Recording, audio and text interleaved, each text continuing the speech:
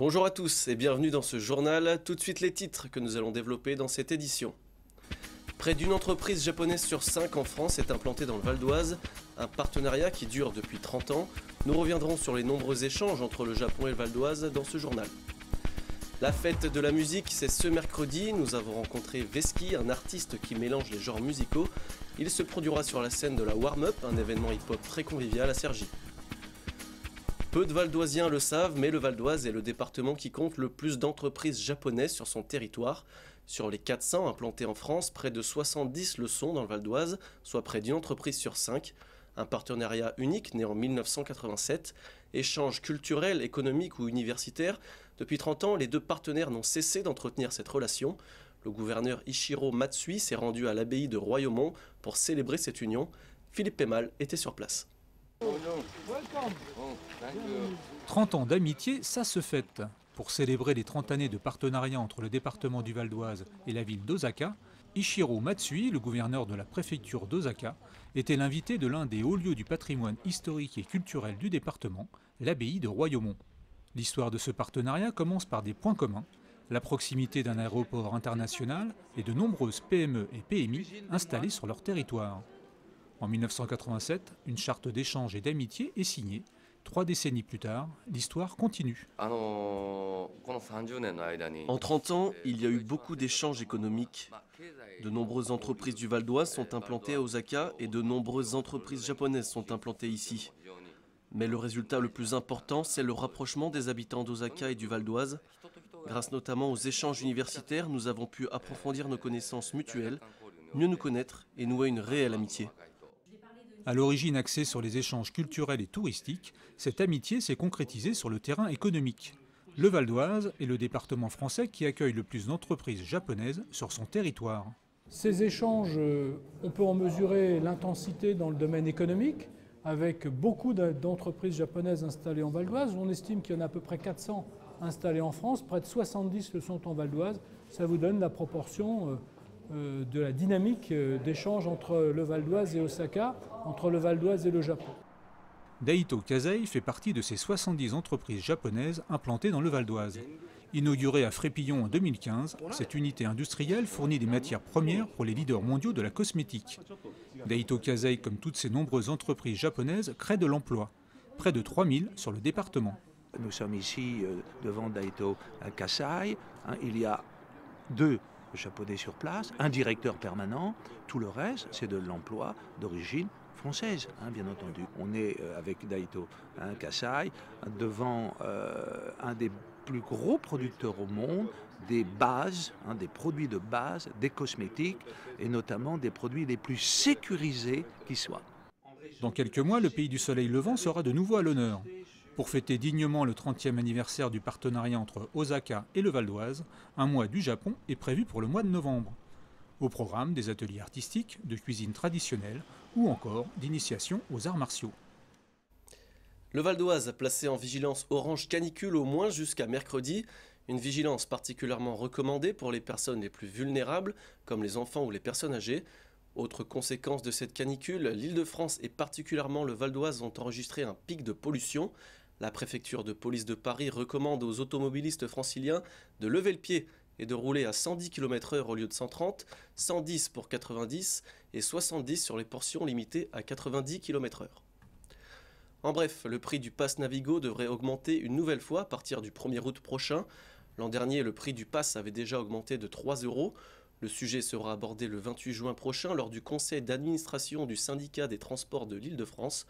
Le titre de transport pourrait augmenter de 3% et passer de 73 à 75,20 € par mois. L'objectif affiché par Valérie Pécresse, la présidente de la région Île-de-France, améliorer la qualité de service dans les différents modes de transport de la région. La fête de la musique, c'est ce mercredi à Cergy, c'est l'heure des dernières répétitions générales. À l'occasion de la 5e édition de la Warm Up, un événement hip-hop en plein air, nous avons suivi Veski, un artiste hybride qui combine rap, reggae et électro.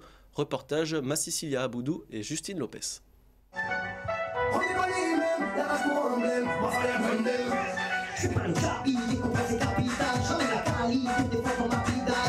Micro à la main et DJ aux commandes, Aurélien, plus connu sous le nom de Veski, répète avec son groupe avant le grand jour. Auteur et compositeur, il interprète l'un de ses titres phares et punchy, Change de totem.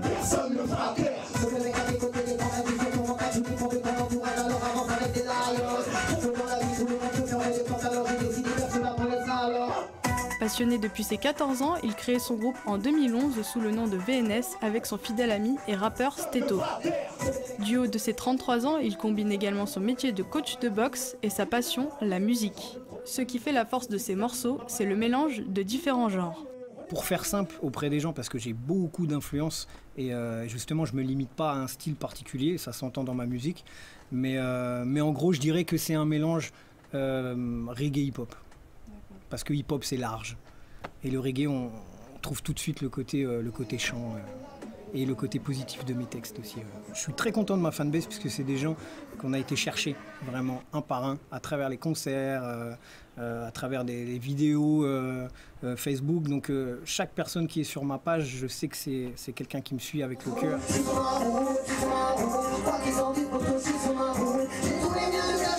À l'approche de la fête de la musique, Veski est particulièrement enthousiaste. L'échange avec le public est quelque chose de primordial pour cet artiste valdoisien. Excité comme avant chaque scène, toujours un petit peu anxieux, mais on apprend à gérer ça avec le temps, c'est normal, puis c'est un bon stress comme on dit. Mais ouais, excité toujours de monter sur scène et de donner de l'énergie et d'avoir un échange avec le public. On a l'amour dans les cœurs, étouffé par l'obscurité de nos peurs. Veski se produira aux 12 colonnes à Cergy-Saint-Christophe le 21 juin. Parmi les artistes également présents, le rappeur Jupiter Hendrix, le groupe hip-hop Grimm, le chanteur reggae dancehall 7K et le groupe de danseurs de l'association Hope. Et pour savoir ce qui se passe près de chez vous pour la fête de la musique, rendez-vous sur vonews.fr. Voilà, ce journal est terminé, je vous en rappelle le principal titre. Sur 400 entreprises japonaises en France, 70 sont implantées dans le Val d'Oise, un partenariat économique mais aussi culturel et universitaire mis en place il y a 30 ans. Merci d'avoir suivi cette édition et n'oubliez pas que l'info continue sur vonews.fr. À demain.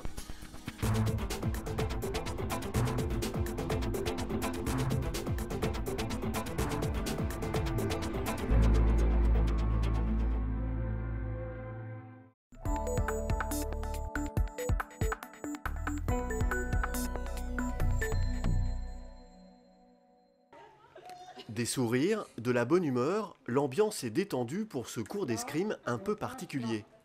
Pas d'hommes à l'horizon, que des femmes, leur point commun, elles sont en traitement après un cancer du sein. Ici, à l'Isle-Adam, les cours ont commencé en avril. L'arme choisie est le sabre, plus ludique que le fleuret et plus légère que l'épée. Le sabre en particulier permet une très grande mobilité de l'épaule, ce qui est particulièrement important chez ces patientes atteintes par un cancer du sein, puisque la chirurgie peut entraîner des difficultés de mobilité de l'épaule, notamment lorsqu'on a été retiré les ganglions pour un cancer du sein. Née à Toulouse il y a quelques années, cette thérapie par l'escrime est particulièrement adaptée au cancer du sein. En maniant leur sabre du côté opéré, ces patientes mobilisent inconsciemment leur épaule et travaillent leur posture. Des notions d'équilibre et de mouvement indispensables pour réaliser à nouveau certains gestes du quotidien. J'avais des problèmes au niveau de mon bras. J'avais 2 séances de kiné tous les jours. Il fallait que je fasse du drainage lymphatique. Et dès les premières séances, ça m'a fait un bien fou. Alors je ne sais pas si c'est aussi psychologique, mais ça m'a fait un bien fou. Je n'ai plus qu'une seule séance de drainage lymphatique par semaine maintenant. Et c'est juste un petit peu encore pour du confort. La mobilité de mon bras a énormément changé déjà. Ils m'ont appris à faire des mouvements beaucoup plus souples, moins saccadés. Ça me convient très bien. Fabienne est là depuis les premiers cours. Quand on lui a proposé de se soigner par le sport, elle a dit oui tout de suite. Pour toutes ces patientes, les bienfaits de cette activité ne sont pas que physiques. Ces cours sont aussi l'occasion de se rencontrer, d'échanger et de retrouver une vie sociale. On n'est pas en train de se raconter notre vie, hein. C'est pas du tout là, c'est pas du tout le propos, on n'est pas là pour ça. Mais il y a cette solidarité, parce qu'on sait par quoi on est passé, par quoi on continue encore à passer. Parce que c'est pas simple c'est toujours pas simple. Et c'est ça qui fait qu'on s'entend si bien. On ne se juge pas, on n'est pas là pour juger, on est là pour aller mieux. Ici, à l'Isle-Adam, pas de combat. Jean-Louis Bouglet, le maître d'armes, ne rend pas les coups. Il est là pour les recevoir. On se libère l'esprit, on s'occupe. Et puis, au niveau psychologique, lorsqu'on est en face de maître d'armes et qu'on peut se libérer, ça fait du bien de se lâcher et de taper un peu sur quelque chose. Donc, je suis là pour ça. Pour toutes ces participantes, les cours sont gratuits. Ils sont pris en charge par la Fédération française d'escrime et des soutiens privés. Quand on sait que la pratique régulière d'un sport réduit de 20 à 50% les risques de récidive, il serait bien dommage de s'en priver.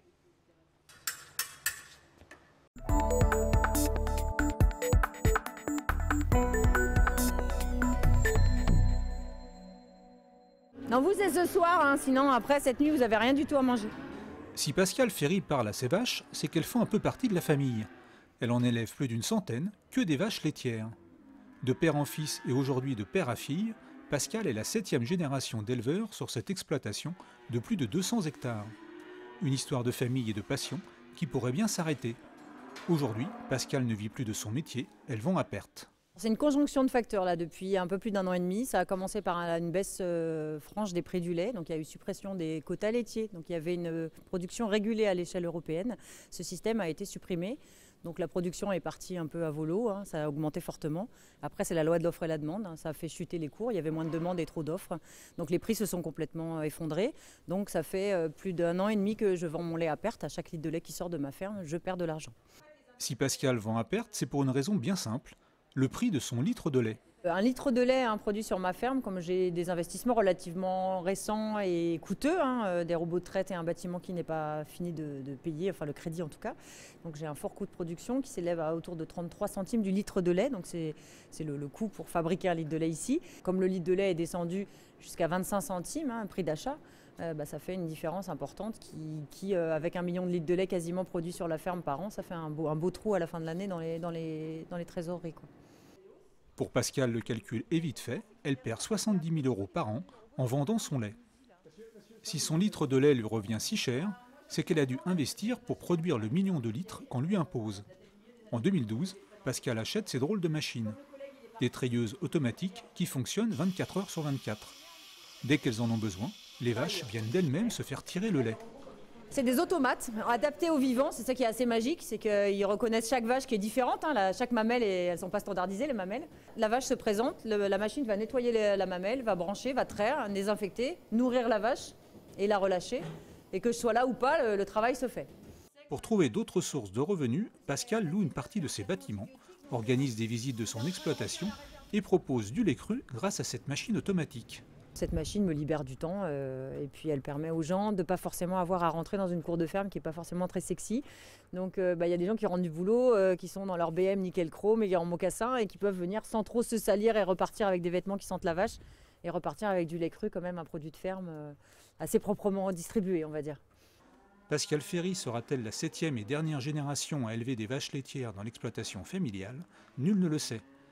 Elle conseille à ses enfants d'aller le plus loin possible dans leurs études et d'avoir le choix de reprendre ou pas l'héritage familial.